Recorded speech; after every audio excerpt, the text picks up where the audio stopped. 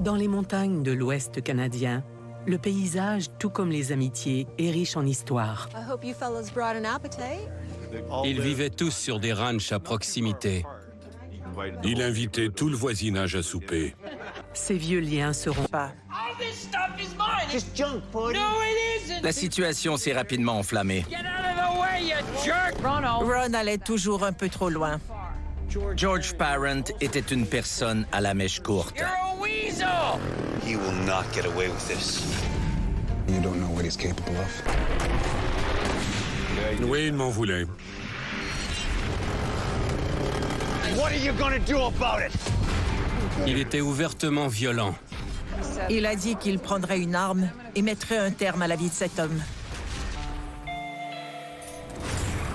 What are you doing? I'm not moving anywhere. Why don't you leave? You're not as household man as pathetic as you!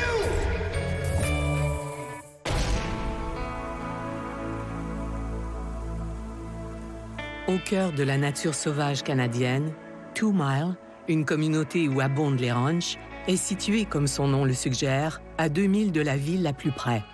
Si vous aimez le plein air, c'est certainement un lieu spectaculaire. Les montagnes sont splendides. Il y a des loups, des orignaux, du saumon, ainsi que des pistes de randonnée et de motoneige. Il y a un côté Far West. On y trouve principalement des ranchs entourés de nature sauvage.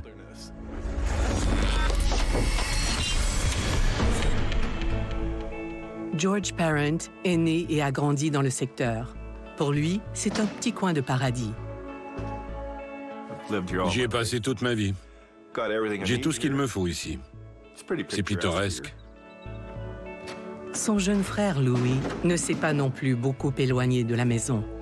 Les deux frères, Louis et George Parent, avaient une ferme. Leur père en était auparavant propriétaire. Tout le monde les connaissait en ville. Quite the collection Dad had. What a collection we have. Je possède une belle maison en bois rond sur la colline qui surplombe la ferme. Mon frère habite en face. George et Louis sont la troisième génération à vivre sur cette terre, après en avoir hérité de leur père. Leur vieille grange était remplie de vieils équipements, de ferraille, de bric-à-brac. Mon père nous a légué tous ses outils agricoles, son tracteur et sa charrue. Soudainement, Louis a une idée. You know, Yeah? we could have the wedding here. L'un des enfants de Louis Parent se mariait. Mon frère voulait se servir de la grange comme chapelle. Oh, think about it. Make a nice chapel. Well, I guess if you want your guests to have rust all over their Sunday best, We'd have to tidy up first. says the Energizer Bunny. Louis de 6 ans, mon cadet. Il a tellement d'énergie qu'après le travail, il va courir 5 kilomètres. You ready to head over to Ronnie and Sage's? Yeah, I'm hungry.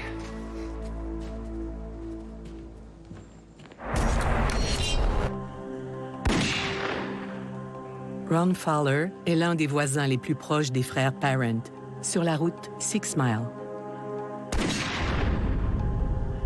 Ils vivaient tous sur des ranchs à proximité. Ron Fowler était un tireur de compétition, spécialement au pistolet. Il n'était pas nul avec une arme. Il savait très bien comment tirer. Ron travaille en exploitation forestière. Sa femme Sage et lui opèrent également un gîte touristique populaire dans leur demeure. Leur gîte s'appelait le Triple Creek Ranch. C'était un endroit spectaculaire. Ron et Sage ont dû se rencontrer il y a plus de 25 ans. George, Louis et Ron se connaissent depuis des décennies et leur relation est complexe. Louis, le frère de George, était un grand ami de Ron. Ils aimaient faire de la motoneige ensemble et boire de la bière. Ron et George, quant à eux, ne se sont jamais vraiment entendus. J'étais amie avec George Parent et Ron Fowler. Mais les frères Parent avaient des relations complètement différentes avec Ron. George Parent et Ron Fowler se connaissaient, mais ils ne s'aimaient pas beaucoup. Look at you, couple of commies carpooling. It looks like you finally know how to use that thing. Oh, I'm figuring it out. How you doing, Sage? I like your new sign. Business has been good. Pull on back, I'll let you in. Okay. George et Ron demeurent cordiaux par respect pour Louis et à cause de la relation entre George et Sage. Sage était une bonne fille de campagne. J'ai toujours été ami avec elle. Mais quand la limite est dépassée, la rage devient plus forte que la gentillesse. Ça mijotait, puis ça s'est mis à bouillir. Do not kill him. Et ça a finalement débordé. Pour l'instant, les voisins de la route 6 Mile se retrouvent souvent chez Ron et Sage. Ron Fowler invitait tout le voisinage à souper. C'était bien, c'était bon. George fait tout ce qu'il peut pour agacer Ron. Oh, I'm great. Ron Fowler était un homme très méticuleux. Il critiquait. On pourrait dire qu'il était pointilleux. Il aimait que tout soit organisé, rangé et propre. Au fil des ans, Ron a appris à rendre coup pour coup. Il se moque donc du surnom peu flatteur de George. You'll never guess what we're going to have for dessert. It's your favorite. Pudding. George Parent était un homme grand et fort, mais son surnom était Pudding. Il voulait semer la zizanie. Il faisait l'andouille. Des décennies d'animosité discrète passeront bientôt à un autre niveau. Quand Ron offre d'aider Louis à préparer le mariage de son fils. So, think we can tie this up in time for the wedding? Ron et Louis ont décidé de nettoyer la vieille grange. Ils ont fait venir un autre voisin avec sa camionnette et une remorque. So you and George collect all this stuff? Mostly our old man. And you want it all gone, right? Want it all gone, man. I want this empty. En observant toute la ferraille et l'équipement antique, Ron voit des signes de dollars. You realize you're sitting on a gold mine here, right? Really? Yeah. Ron voulait toujours savoir si on avait quelque chose. Il mettait toujours son nez partout. Il voulait savoir si on avait des antiquités ou autre chose à vendre. This is a beauty. S'il arrivait à nous convaincre de lui donner ou de lui vendre le bien, il le réparait et le vendait plus cher. Il y avait plusieurs tracteurs anciens qui valaient cher. La ferraille valait aussi de l'argent. Well, what do you suggest? Ron et Louis se sont entendus pour se débarrasser des vieux outils agricoles rouillés. I'm thinking a three-way split.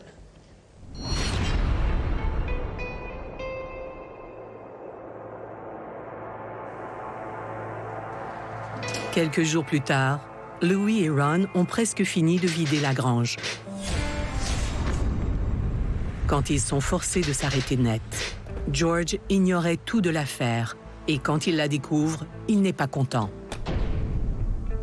Ron et Louis ne m'ont pas dit qu'ils vendaient la ferraille. Ils avaient leur petit plan. George s'est arrêté et a découvert ce qui se passait. Il sortait tout l'équipement. Hey, welcome back, George. What the hell's going on? Cleared out the barn. What? Hey, George. Selling some of your old crap. My dad's stuff isn't crap. Ces objets avaient une valeur sentimentale pour moi. Si j'étais arrivé une heure plus tard, tout aurait été parti et je n'en aurais rien su. George était offusqué que Ron ait convaincu Louis de le faire. What do you mean? It's just sitting around here doing nothing, taking up space for the wedding? We're helping you out here. Put and let it go. Shut up! George Parent était également un homme agressif et il avait la mèche courte. This stuff is not for sale. It's not yours to sell. Je ne croyais pas que cette dispute prendrait de si grandes proportions. La situation s'est rapidement enflammée. All this stuff is mine. Just junk, buddy. No, it isn't. J'en avais assez de l'écouter. Shut What'd you say to me? I said, shut up. Je n'aimais pas son attitude non plus. Shut up. Stop. Do you want all this stuff? Hell yes. Okay, then it's yours. You think? Deal's off. Deal's off. Quand George apprend que certains des trésors de son père ont déjà disparu, il voit rouge. Where's all the other stuff? Like, what? The other stuff? The Yeah. other stuff? We already took a load down there, George. You did what? Bring it back. Il a continué. Il disait que c'était des déchets. Je lui ai dit d'aller se faire voir et de foutre le camp. Get out of here. Just outta get here. out of here. Trying to help you out, get rid of some of your junk. I am not gonna forget it, Puddin'. Il a pointé son doigt vers moi. Il m'a dit de ne pas oublier que je lui avais dit de foutre le camp. I'm not gonna let you forget it. It's war, George. It's a war I'm gonna win. C'est là que tout a commencé. War, George. I'm telling you, it's war. On pourrait dire que la conversation est très rapidement passée des salutations aux insultes. Des stars qui ont connu la gloire, des idoles qui ont inspiré une génération, des folies passagères qui ont... Get out! War. L'incident des tracteurs anciens et de la ferraille qui s'est produit dans la grange a été un point de non-retour dans la relation entre Ron et George. Ron Fowler est furieux que George Parent ait transformé son aide en attaque personnelle. Ron avait passé un jour ou deux à travailler dur. Il avait utilisé son tracteur et brûlé beaucoup de carburant. Il n'a rien eu en retour. George en veut à Ron de s'être mêlé de leurs affaires familiales et d'avoir tenté de vendre ses biens. Quelle fouine! Il a voulu faire de l'argent sur le dos des autres. Oh, this is a beauty. Il est allé trop loin et s'est trop mêlé de nos affaires. It's war, George. À partir de maintenant, les deux hommes saisiront toutes les occasions pour se provoquer.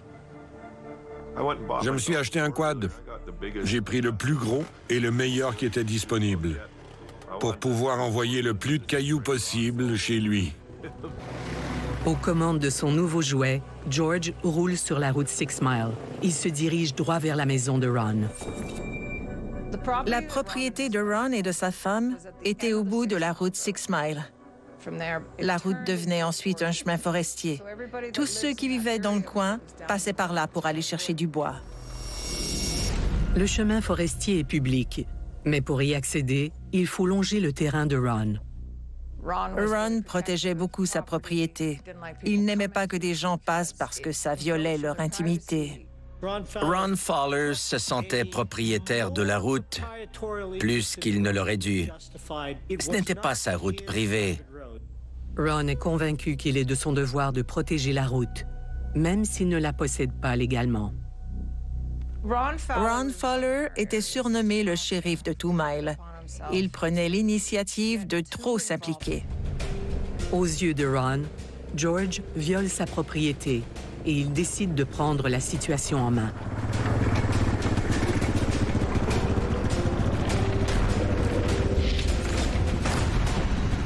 Ron a mis des pancartes au bout de la route, entrée interdite, propriété privée. Oui, il en a mis partout. Mais j'avais le droit de passer par sa propriété. Si on ne cherche pas les ennuis avec George, il nous laisse tranquilles. Mais si on le met en colère, il nous remet à notre place. George va vite dire à Ron le fond de sa pensée. Au lieu de rester sur la route, j'ai roulé sur son terrain pour l'énerver. Ron Fowler a dit que George Parent avait fait des anneaux, là où l'entrée de M. Fowler rejoignait la route. Non, je n'ai pas fait d'anneau, mais je suis passé sur son terrain. Ron? Ron, you better come see this.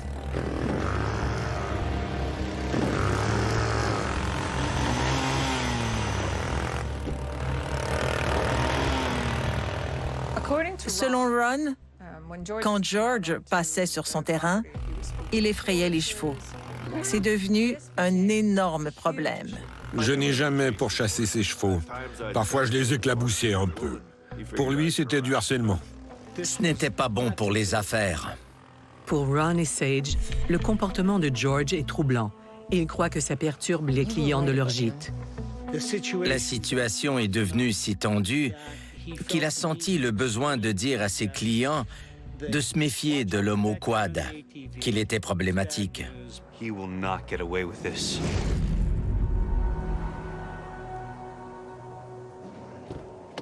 Ron se plaint à Louis Parent de la brouille avec son frère. Puisque George Parent était son frère et Ron Fowler un de ses bons amis, il ne devait pas vouloir s'en mêler. Si vous ne voulez pas vous parler, ne vous parlez pas. Si vous voulez vous détester, détestez-vous, mais je ne prendrai pas parti.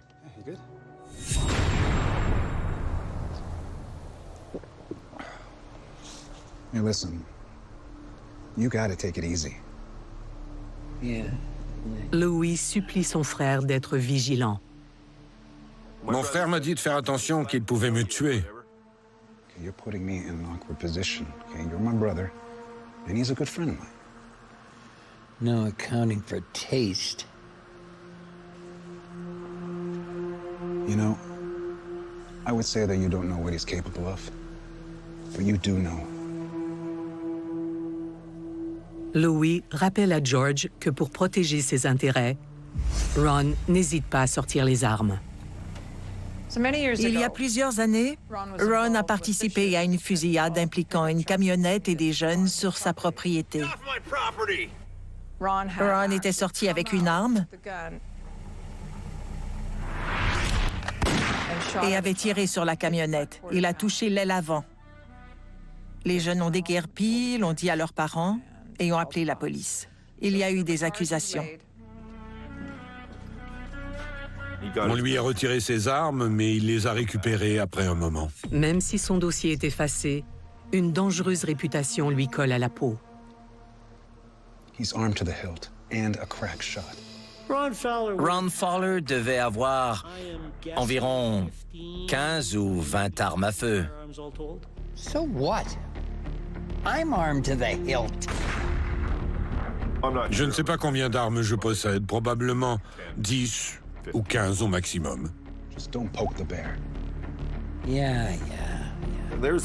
D'autres personnes me l'ont dit, mais je croyais que c'était des blagues. Personne ne tire sur les gens.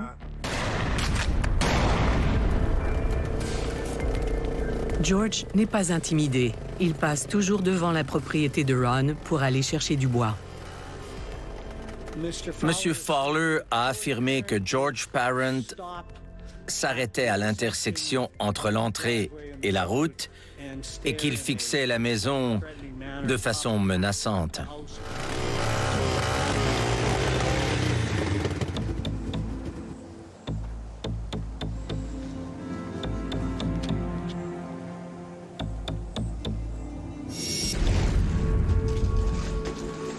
I'm terribly sorry about this.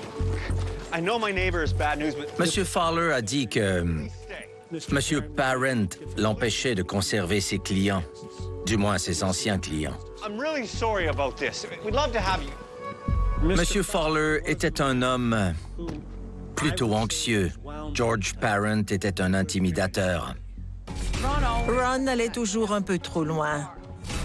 Monsieur Fowler a dit que le passe-temps de George Parent était de lui rendre la vie infernale.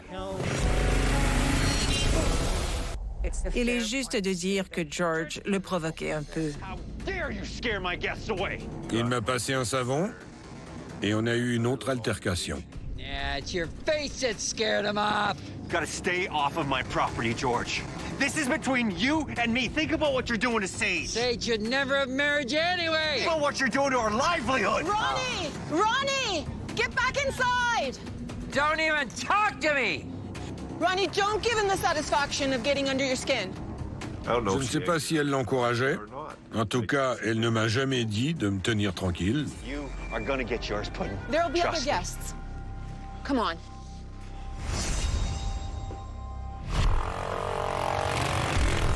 George nuit aux affaires et à la tranquillité d'esprit de Ron, et ça l'enrage. Quand on achète une magnifique propriété au milieu de nulle part, on se dit qu'on va avoir la paix. S'il y a constamment des véhicules qui passent, je comprends que ça peut finir par devenir agaçant.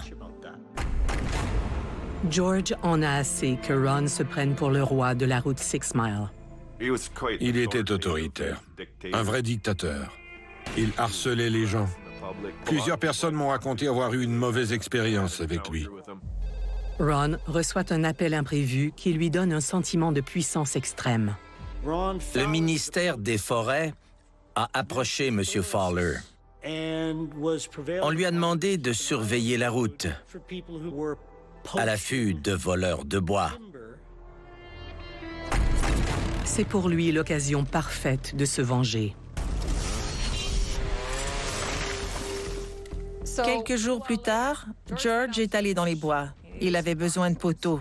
Il a abattu des cèdres.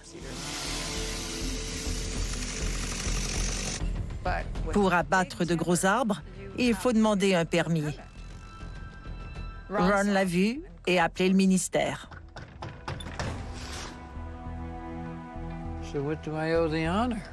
We've had reports that you're poaching cedar logs from public land. Ron a accusé George d'avoir volé du cèdre de haute qualité. Un agent est allé voir George et a vu le bois. George a confirmé. Is that a problem? You need a permit for that. I guess I better get one. George a dit qu'il paierait le permis. Ça ne coûtait que 20 ou 30 $. Let it slide. But next time. Will do. Les autorités forestières ne portent pas d'accusation et Ron se jure de monter un dossier contre son voisin. Je suis retourné chercher du pain. Quand je suis revenu, il m'attendait. I got you, George. Crossing my land, huh? Get out of the way, you jerk! Il pointait son appareil vers moi. Il prenait des photos de mon chargement. Il essayait de me coincer. Il voulait me piéger. Il était rusé.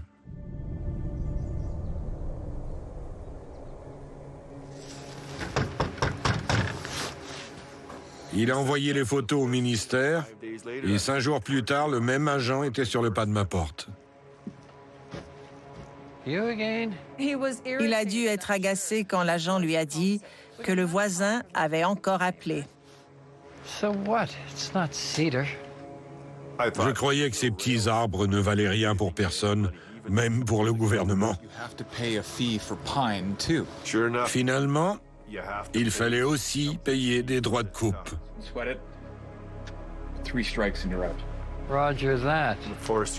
L'agent du ministère m'a donné un avertissement et m'a dit de demander un permis la prochaine fois. George est furieux que Ron ait dénoncé 2 infractions aussi mineures. Ron voulait piéger George sur une formalité.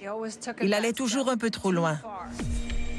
Aux yeux de Ron, George est un criminel qui doit être traduit en justice. Monsieur Fowler était un homme stressé. Il avait investi beaucoup d'argent et d'efforts pour s'installer au milieu de nulle part. Mais George Parent était toujours dans son champ de vision. Les 2 hommes atteignent leur point de rupture. Si la ferraille a été le point de départ, l'incident de l'appel a été le moment critique. Je suis allé chercher 2 ou 3 arbres pour me chauffer. Monsieur Fowler a vu Monsieur Parent revenir en quad du bout de la route 6 Mile. Ron est convaincu que son voisin... Alors il a suivi Monsieur Parent. J'avais peur qu'il me renverse. Je regardais toujours par-dessus mon épaule.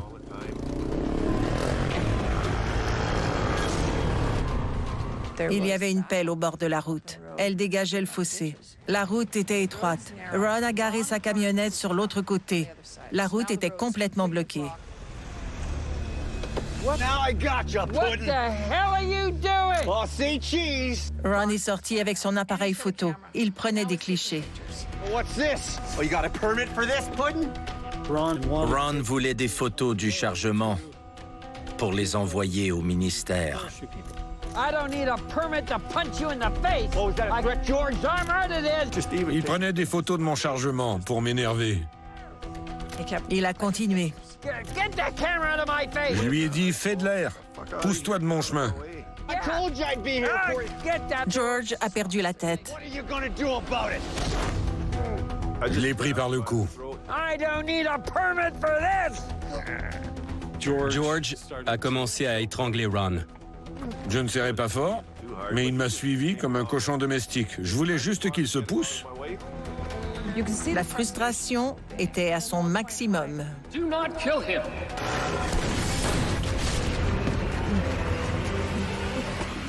Il était terrifié. What the hell? Je l'ai traîné jusqu'à sa camionnette. Il criait à l'aide, dessus le siège du conducteur jusqu'au siège passager. Mais la camionnette de Ron bloque toujours la route. Je me suis penché, j'ai mis la camionnette en marche avant et j'ai appuyé sur la pédale. La camionnette s'est mise à avancer. Il a sauté sur le siège du conducteur et en a repris la maîtrise. Ron ressent alors une terreur et une humiliation extrême. Il est rentré chez lui et a appelé la police.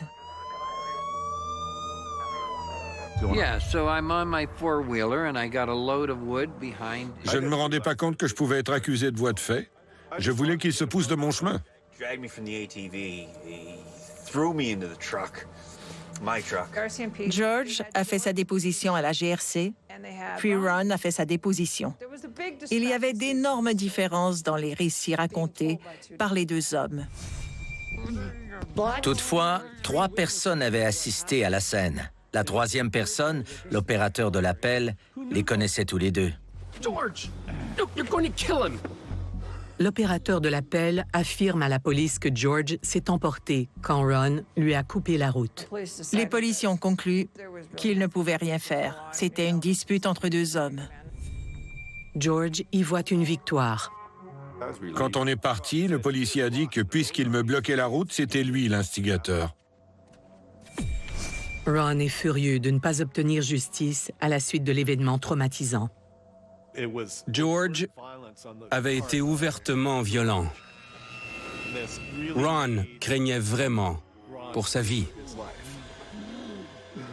Selon M. Fowler, le harcèlement s'intensifiait.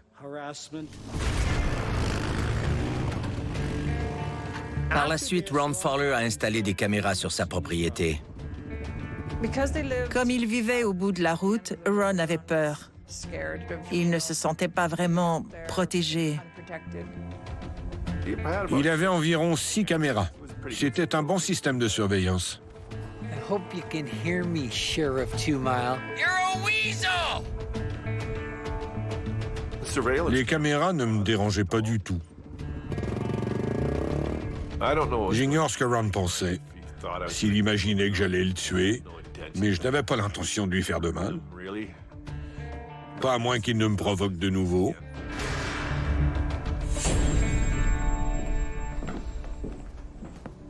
Le malaise s'est graduellement amplifié et a fait place à la peur. Ron se sentait prisonnier de sa propre demeure. Il ne se sentait pas en sécurité à l'extérieur. Protection extrême. Ron Fowler a pris l'habitude de laisser des bâtons de baseball à la sortie de sa maison. Ils avaient une ferme à exploiter. Ils sortaient, mais ils s'assuraient toujours d'être ensemble à l'extérieur, au cas où ils auraient à rencontrer George Parent.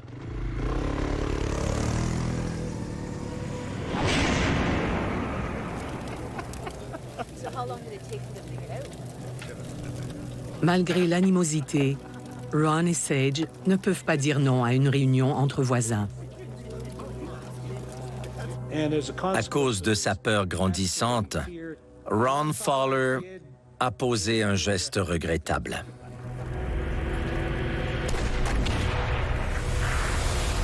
Des stars qui ont connu la gloire, des idoles qui ont inspiré une génération, des folies passagères qui ont marqué une époque, des événements qui ont secoué l'ordre établi. DocuD, mercredi 21h, à Canal D. La priorité, c'est de prendre bien soin de moi-même. Ron Fowler n'avait pas de permis de port d'armes. Il s'est procuré une arme prohibée à canon court de calibre 38. Ron n'hésite pas à montrer son nouveau jouet, surtout à George. Il avait toujours cette arme. Au Canada, c'est illégal. Un point, c'est tout.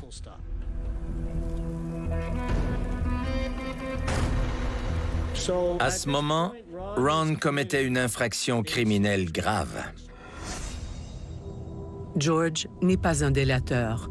Alors, il n'appelle pas la police. Je n'avais pas peur, mais j'ignorais ce qu'il avait en tête. Quelques jours plus tard, par une belle journée ensoleillée, je suis encore passé sur le terrain de Ron. George est étonné. Un silence étrange règne chez son voisin. Après que je l'ai étranglé, je me disais que Ron voudrait se venger. Il m'y jetait peut-être un coup. Je cherchais des clous par terre ou ce genre de choses. Son instinct va bientôt lui sauver la vie. Un câble était tendu à travers la route, à la hauteur du cou. Il voulait me faire le coup de la corde à linge. Le coup de la corde à linge, c'est quand on tend un câble entre deux arbres ou deux poteaux. La personne qui fonce dessus peut être blessée ou tuée. Pour George, l'intention de Ron est claire. Il aurait pu me décapiter. Je crois qu'il voulait blesser George. Il voulait lui faire peur. J'ignore s'il voulait le tuer à ce moment, mais c'était une possibilité. Il aurait facilement pu être décapité. Cette fois, George appelle la police. J'aurais pu aller défoncer sa porte, mais il avait beaucoup d'armes. J'ai donc opté pour la voie légale. J'ai appelé la police. Quand la police interroge Ron, il affirme qu'il n'avait pas l'intention de blesser George. Oh, officer. Hi there. How can I help you? We have a report that you may have tried to clothesline a neighbor. That's insane. I had that covered in flagging tape. Ron Fowler avait attaché des rubans au câble qui bloquait l'accès à la route à George Parent. Il ne voulait pas décapiter George Parent. Can you prove that there was flagging tape? Because I was just down there and I didn't see any flagging tape anywhere, no sign of it. Ron a dit qu'il y avait des rubans, mais il n'y en avait pas. C'était des conneries. George ne peut prouver que l'agression est préméditée. Ron n'est donc accusé de rien. La loi fonctionne ainsi? Oui, il m'en voulait. Il m'en a probablement toujours voulu. Si Ron frappe de nouveau, George sera prêt. J'ai quelques carabines. Au moins 5 de calibre 22, et aussi un Magnum 22, et d'autres de calibre 303. Je n'ai pas de pistolet. George Parent avait un fusil et une carabine quand il allait chercher du bois. Le lendemain est un samedi glacial. George se prépare pour un autre voyage sur la route 6 Mile. Vers 14 ou 15 heures, je suis sorti chercher du bois. J'avais 2 carabines dans ma remorque. Elles étaient chargées. Plus loin, Ron sort aussi. Il porte son arme, au cas où il aurait des ennuis. Ron portait son arme à ce moment, parce qu'il avait l'impression de se mettre en danger en s'approchant d'un lieu où George pouvait se trouver. Pendant ce temps, George est allé dans les bois.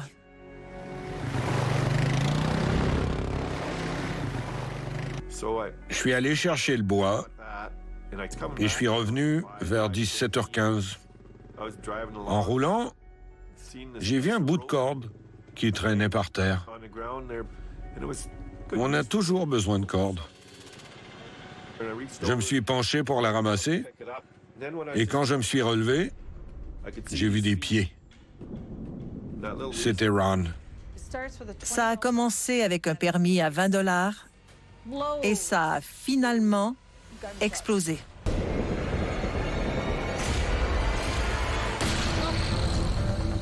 George a arrêté son quad et Ron lui a tendu une embuscade.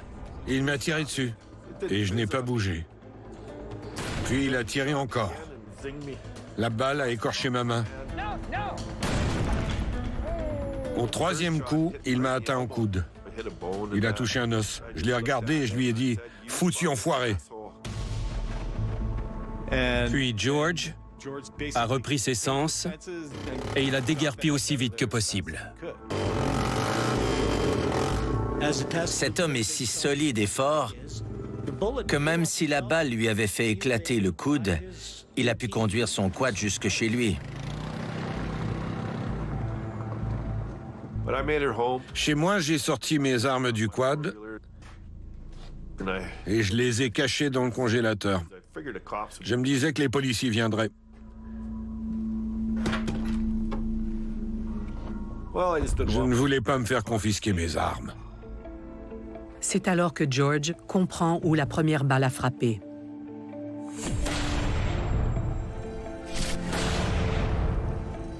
Il m'a tiré en plein cœur. Cette balle l'a atteint à la poitrine. Heureusement pour lui, il avait mis son téléphone et son portefeuille dans la poche de sa chemise. La balle a d'abord traversé le téléphone, puis mon portefeuille. Elle a arraché le coin de quelques cartes. Un coup fatal au cœur a été arrêté. Il mettait toujours son téléphone et son portefeuille dans sa poche de côté.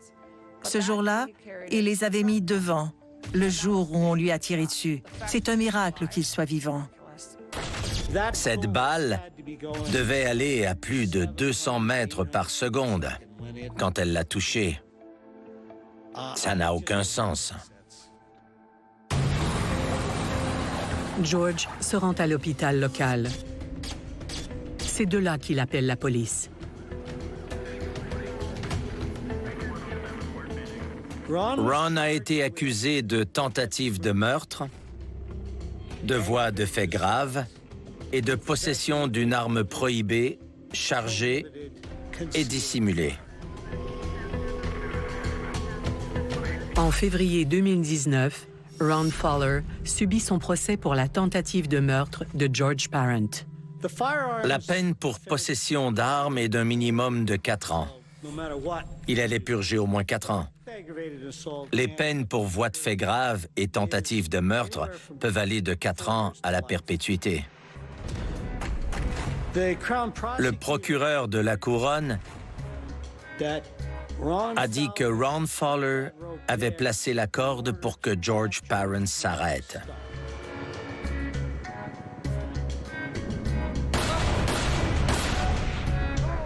Je suis certain que c'était prémédité.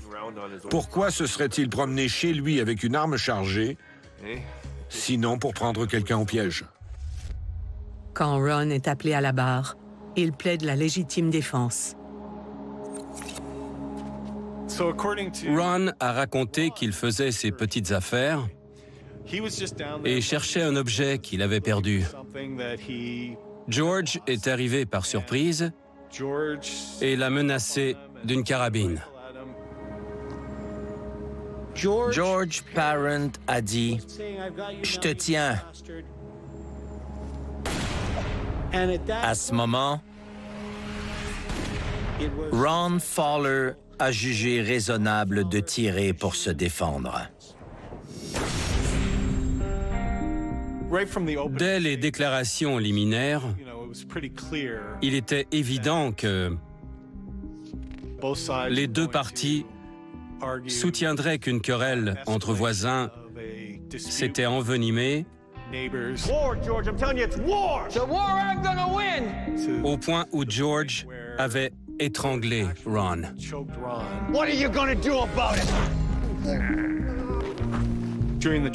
Pendant le procès, les récits étaient très similaires jusqu'à ce qu'on arrive à la fin.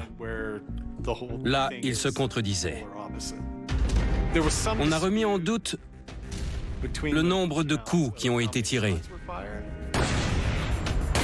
Ron Fowler a dit qu'il avait tiré 2 fois sur George Parent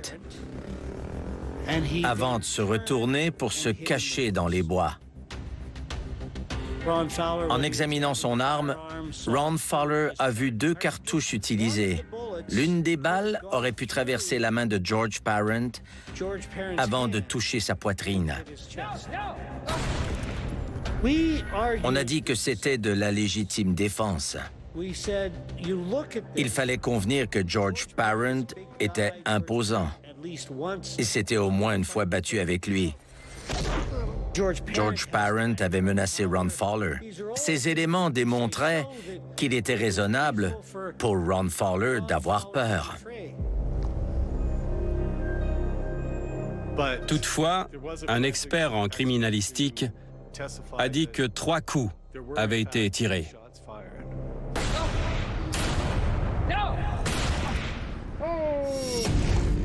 Ron a du mal à vendre son histoire au procès. Quand Louis Parent témoigne, tout s'écroule.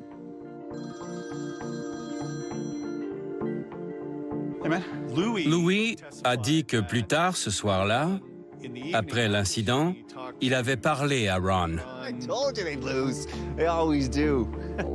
Qu'est-ce que tu fais? Je regarde la partie. Ils ont parlé de la partie de hockey, mais pas des coups tirés sur George. Louis a dit qu'il avait appris, plus tard, par quelqu'un d'autre, que Ron avait tiré sur son frère George. Ron Fowler a paniqué parce qu'il a compris que, même si c'était de la légitime défense, il possédait une arme illégale.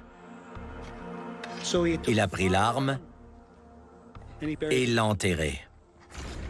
La police a fouillé le secteur et n'a rien trouvé. Aux yeux d'un jury, ne pas appeler la police après avoir tiré sur un homme et se débarrasser de l'arme, ça ne paraît pas bien. En fin de compte, le jury a déclaré Ron coupable de tentative de meurtre. Je m'y attendais, mais j'étais content quand le verdict est tombé. Après le prononcé de la peine, Ron est libéré sous caution. Louis Parent rompt les liens avec lui. Il a coupé les ponts. On ne touche pas à la famille. Il m'aimait encore. Puis un accident fatal renverse la situation. Ron Fowler a été heurté par un semi-remorque. Personne n'a été accusé. Accident, homicide ou suicide. Personne ne sait réellement ce qui s'est passé. Sage vend le gîte et quitte la région pour de bon. Sa vie a été complètement détruite. Elle croyait vieillir aux côtés de cet homme, en s'occupant de la ferme, de leurs chevaux et de leur gîte. L'ampleur de ce drame touche droit au cœur. George et Louis vivent toujours sur la terre que leur père leur a laissée sur la route 6 Mile. Je ne peux pas étendre parfaitement mon bras. Il est tordu à cause de la balle. Voici mon téléphone, troué. Voici mon portefeuille. Et voici la balle. J'ai de la chance d'être encore ici. Sans mon portefeuille et mon téléphone, je serais mort. La grange est toujours debout, avec ce qui reste de ses trésors. Quand on pense aux conséquences de ce drame, quand on pense que sa colère était si forte qu'il a voulu mettre terme à la vie d'un homme, c'est triste. C'est très triste.